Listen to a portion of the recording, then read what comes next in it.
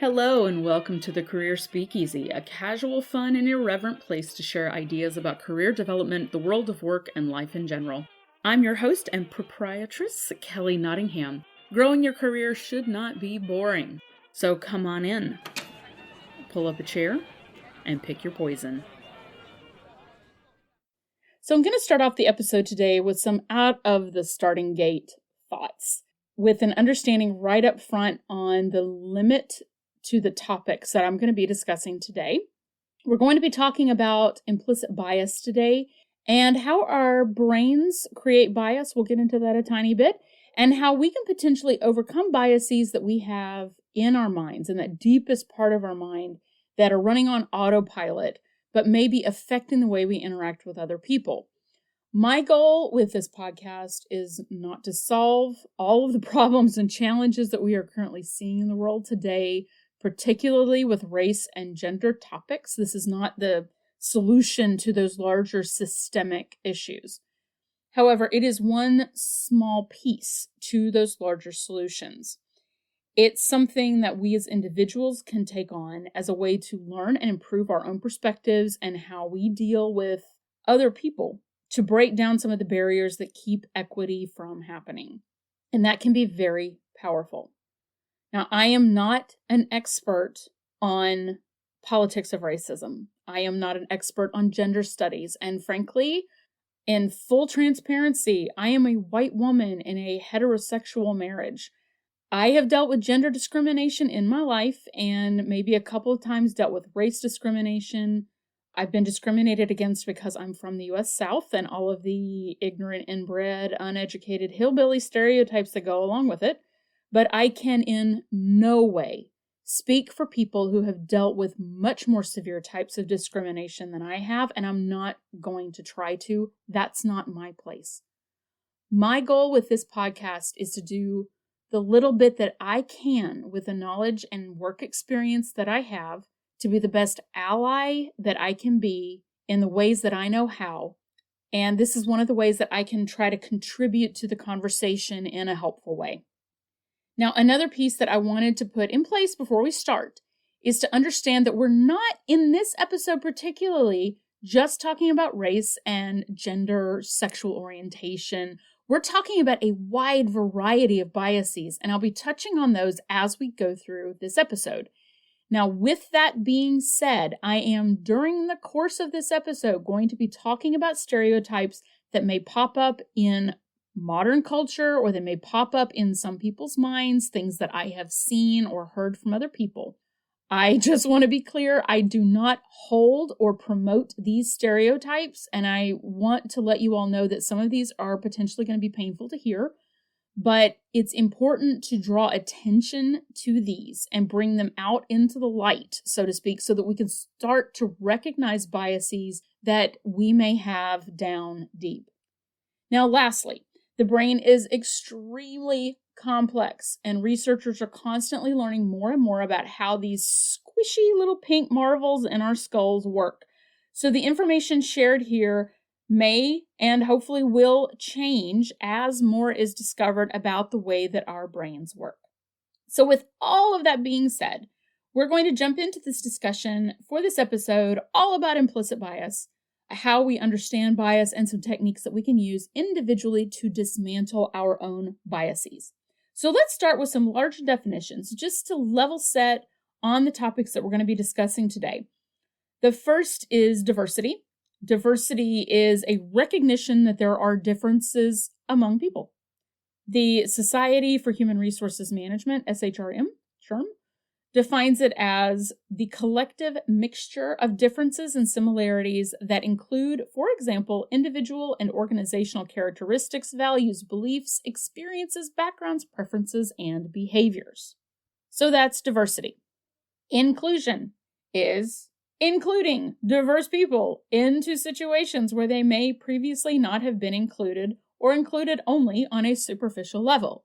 Now, the problem with calling people diverse is that really doesn't have a lot of meaning, because everybody is diverse in some way or another. And this is one of those areas that is constantly evolving, is the terminology that we use to talk about things like implicit bias. Some of you may have heard this called unconscious bias. Some of you may have heard the term subconscious bias. And as we continue to evolve our understanding of these things, our language continues to evolve as well. So talking about diverse people is also something that has been shifting. So what I am preferring to use as a term are underrepresented people, because I think that's really what back in, previous years when this topic was being discussed, that term diverse people or diverse individuals, that's what they were trying to get at. So inclusion, including underrepresented people into situations where they may have previously not have been included, or included only on a superficial or tokenistic level. Belonging is a step beyond inclusion, and it's a very important step where each person is allowed to be their full selves in their situation. So the way I like to think of this on a super simplistic level, let's say you have a group of people to invite to a dinner at your house. Diversity is noticing and maybe pointing out that these people are not all alike. Not everybody in this group is alike. Inclusion is inviting all of them to sit at your table for dinner and serving the same food to everyone, whether or not they eat that kind of food. Belonging is bringing everyone together to create a menu that has something for everyone and that has full contributions from everyone. There are different races, different genders, different ages, skill levels, abilities, different weights, different sizes, language, geographical backgrounds, experience levels, education levels, socioeconomic backgrounds, and the list goes on and on. When we talk about diversity, a lot of times we think about the more obvious sides of diversity, the more visible sides of diversity, like race or gender or size. And these are topics that have been discussed and continue to be discussed, which is critically important that they continue to be discussed. But there are also lots of different varieties of diversity that we may not as readily see. So religious beliefs, socioeconomic background, these are also important types of diversity that may fly under our radar as far as being aware of them, because they aren't necessarily in the forefront of discussions and they're not as easily recognizable. So what is implicit bias? A bias is an opinion toward or away from a particular group, situation, or individual, and it's implicit, meaning that we don't actually know that the bias exists. This is why people have referred to this as well as unconscious or subconscious bias. Now, this is different from an overt bias or an explicit bias. That's where we're making a conscious choice for or against a group, situation, or individual. And that's not going to be addressed in this episode because, frankly, that's one of those things that somebody has to be willing to change. The discussion we're going to be having about countering implicit bias can have an effect on conscious bias as well, but frankly, it's on them to be willing to change their opinion. And unfortunately, if a bias serves us well, we're far less likely to want to acknowledge them or deal with them. Once we become aware of a bias, it moves from being implicit to being explicit. And explicit biases are something that you have decided to accept. So how is implicit bias formed? Now, there's lots of science that is working on building these theories and ideas about this. The way that I like to think of this, again, in a very simple, straightforward way for a very complex topic, is that an implicit bias is formed from a combination of education plus experience plus time. So we're going to look at these three pieces: education, experience, and time. Education can come in many forms, and it can include things like conversations we had when we were young with people who helped to influence our opinions. So that can be friends, teachers, family members, religious leaders, community leaders, and it can include media that we absorbed, particularly at younger ages. These ideas and images we shared created a logic in our brains. If A, then B. We're told this repeatedly over the course of our young lives. That's the time part. And that influences the way that we view the world we live in. Biases are also formed by experiences that we may have had that were powerful enough to essentially overwrite other experiences that we may have had. So I'm going to tell a story on my dearly beloved sister here. When she was young, she was bitten by a dog, and it was a highly charged, emotional, negative experience for her, and thus stuck in her head as a major event. She had trusted that this dog was safe to pet, and it ended up not being safe. That negative experience heavily influenced the way that she approached dogs in the future. Now, I was also taught that dogs are safe to pet and did not have negative experiences with dogs biting me. In fact, my experience with dogs has been very positive throughout my life, and usually dogs love me. So my experience has been very positive overall, with no major negative events to get in the way over the course of a very long time to create those positive beliefs. I, in fact, have a positive bias that animals won't bite me, which has actually resulted in my getting bitten by a bird and a squirrel, but that's another story for another episode. So the human brain is really fascinating in many, many ways. First, the brain takes in a tremendous amount of information in every moment. Britannica says that the human body sends 11 million bits per second to the brain for processing. Yet the conscious mind seems to be able to process only 50 bits per second. So there is a lot of compression and weeding out that's going on if 11 million bits of information are being reduced to less than 50.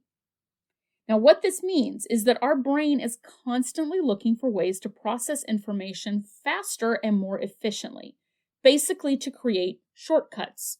It's automatic processing, so we don't have to consciously think about everything all the time. Next, the human brain is always trying to protect us from bad situations, and in large part, the brain will tell us to focus on negativity and negative experiences and tie them to those emotions so that we remember them, because it's trying to keep us safe. I think this is why we remember one negative comment more clearly and vividly and viscerally than we will remember 100 great compliments. Our brains connect memory to emotions, and thus a stronger emotional response will cause a stronger memory. We tend to have very strong, powerful negative emotions when we feel threatened. Thus, the brain is often wired to a negative bias. We see something that we've been educated to believe is a threat, or that we've experienced as a threat, and so our brains, upon experiencing that stimulus again, will respond with an "I'm being attacked" kind of response. This is a way of our brain making a shortcut, so it doesn't have to consciously think, well, last time I saw a dog that looked like that and was making that face, I got bit, and therefore this same dog that is making that same face and looked like that other dog is possibly going to bite me too. And while you're thinking that the dog is just staring at you like, what is wrong with this chick? We don't go through that mental process in a conscious way. This is where the unconscious, that implicit processing and bias comes in over the course of time, with that thought lingering in our minds and being reinforced repeatedly of dog making that face will bite me. Our brain efficiently develops a shortcut so we don't have to think about it, and instead we have an immediate gut reaction and an immediate instinctive response without realizing the thought is even happening.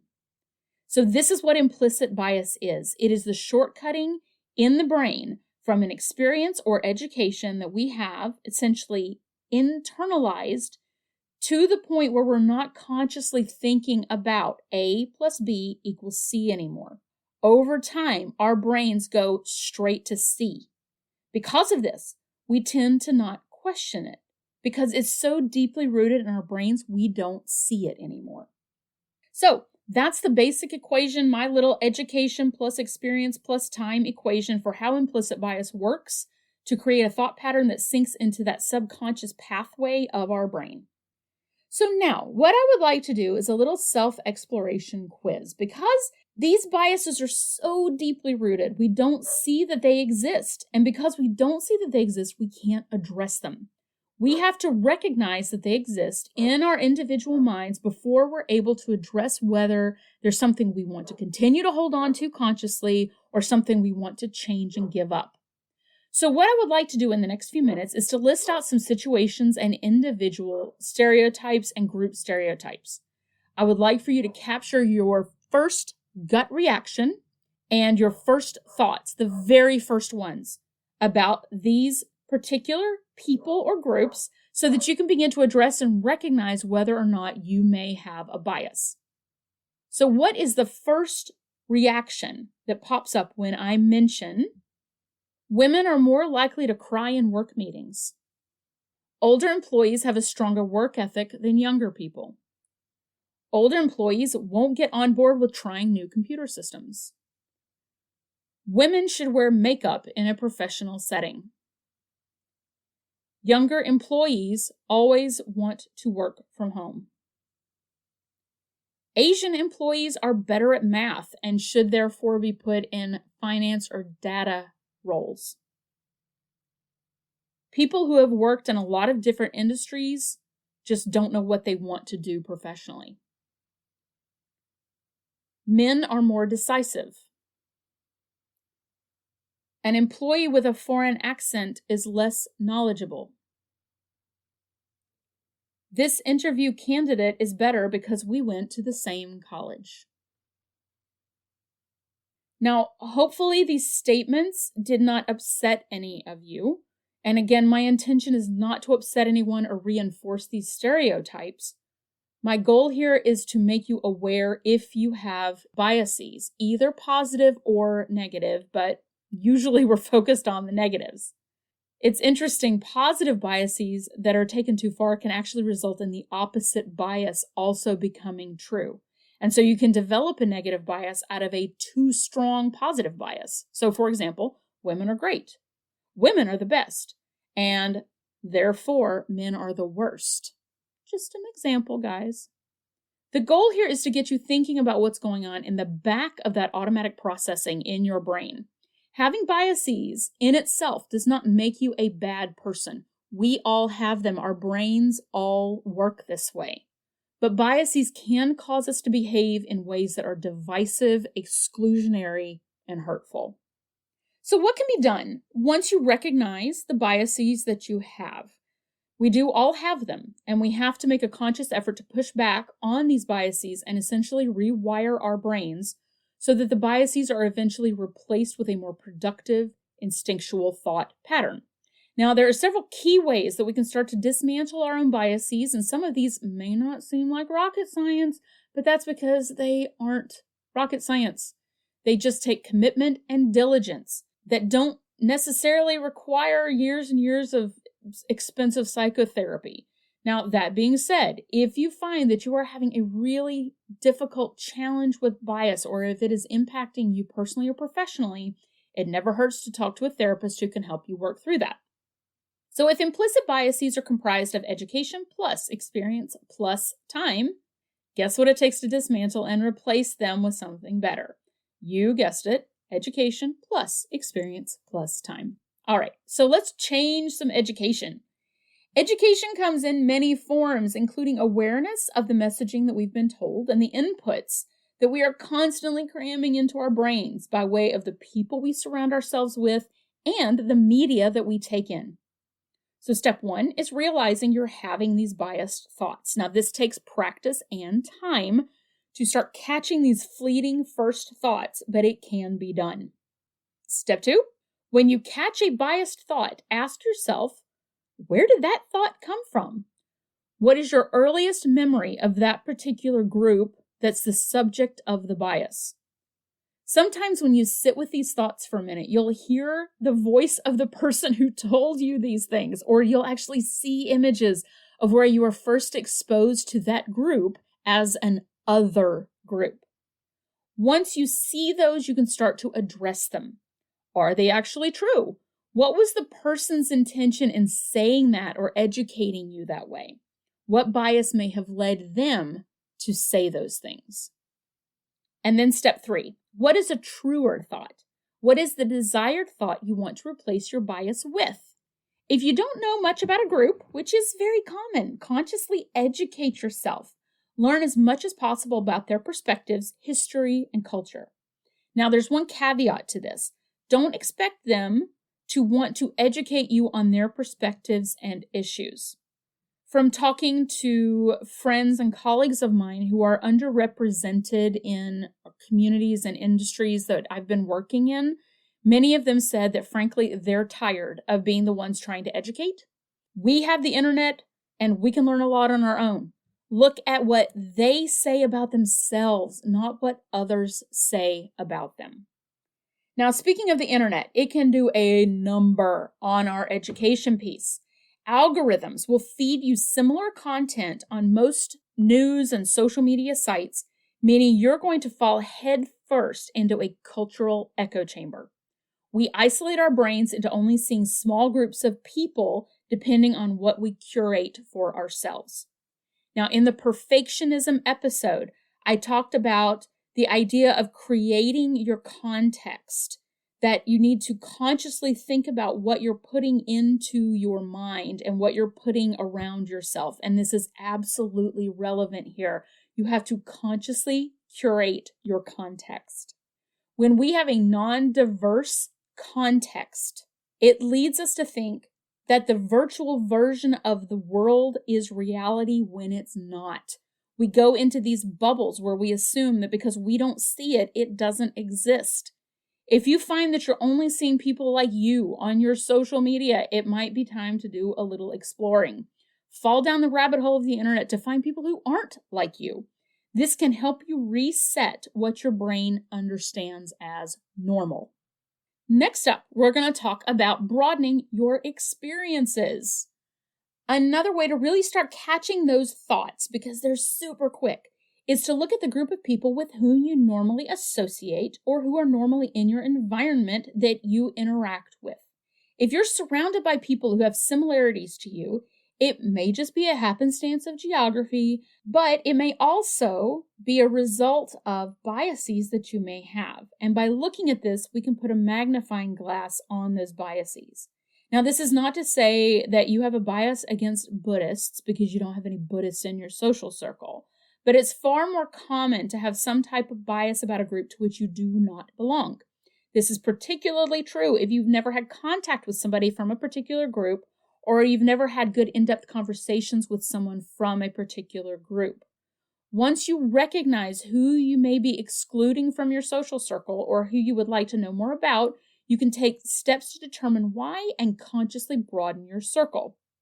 It's also important here to recognize that a negative experience with one person from a group is not representative of the entire group. One key way to break down our implicit biases is focusing on recognizing people as individuals. Yes, they may be part of a specific group, but that group doesn't determine everything about that person. Generalizations are the foundation of implicit bias. Making assumptions about a group and transferring that assumption to an individual is what implicit bias is all about. Lastly, time. Now, these ideas, recognizing biased thoughts, looking at where they came from, consciously replacing them, and broadening your experiences, they all take time to settle in. Well-developed neural pathways are like highways in our brains. Our thoughts zoom down them easily, effortlessly, and fast. It takes time to start a new pathway. First, it looks like a little dirt road, and then bit by bit, it gets bigger over time, then it gets paved. And eventually that new thought will become the new neural pathway, but we have to give it repetition over time to really sink it in. Okay, so I'm going to share an example with you of how this education plus experience plus timing thing works. So I'm a child of the 80s. I really, truly hope I do not offend any of my listeners here when I talk about this truth of growing up in the 80s in the United States. Now, this was during the Cold War. And for those of you who did not grow up in the 80s in the US, it was a time where we practiced drills in elementary school against nuclear attacks. And I'm not joking, because there was always a fear culturally that the Soviet Union, the USSR, hated us and were trying to destroy us. Now, growing up, I was a ballet dancer, And I had tremendous admiration for Russian and Ukrainian ballet dancers like Mikhail Baryshnikov, who defected from the Soviet Union. And that was a story that was played out multiple times in the media when I was a kid growing up.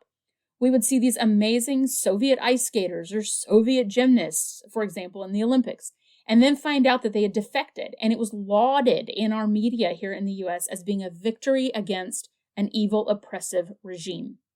Now, this was drilled into our heads as kids. Our education, both in school and with sports coverage and media and every single movie that had a bad guy in the 80s, was all about scary, dangerous Soviets. And we had the addition of repeated exercises like school drills to make sure we knew what to do when attacked over long periods of time. That kind of stuff goes deep into your little kid brain, know what I mean? So it's interesting to see how all of that changed after the Berlin Wall fell, after the Soviet Union broke up, and movies began to focus on different groups to be the bad guys. Now, I did not know any people from the former Soviet Union until I got much older and was able to meet them and talk to them. And of course, fascinatingly, the propaganda that they dealt with was the exact opposite type of propaganda that we dealt with. It was focused on us being the evil regime, right? Meeting people, talking to them, and realizing the common ground that we had, realizing that we were all products of the education plus experience plus time that we had dealt with growing up, helped to break down those barriers for me. I actually even studied Russian in graduate school, and I want to visit Russia so bad someday. So now it's time for a last call. Some things to think about over the next few weeks. Look at your education, both formal and informal, growing up. What group or groups were considered other from your own in-group? And what was given as reasons for that? What groups might be unintentionally excluded from your social circle? What are you curious about regarding that group, and where can you learn more about it? Is your context very homogeneous? How can you widen your context today? So that's a very short introduction to implicit bias and some things we can do to dismantle it for ourselves. This is just scratching the surface. So I encourage you to learn more about this, dig in, and let's create some new neural pathways for ourselves. Bye. Well, thanks for joining me. If you have suggestions, feedback, or just something random you want to share, email me at careerspeakeasy@gmail.com and come visit again soon. Cheers.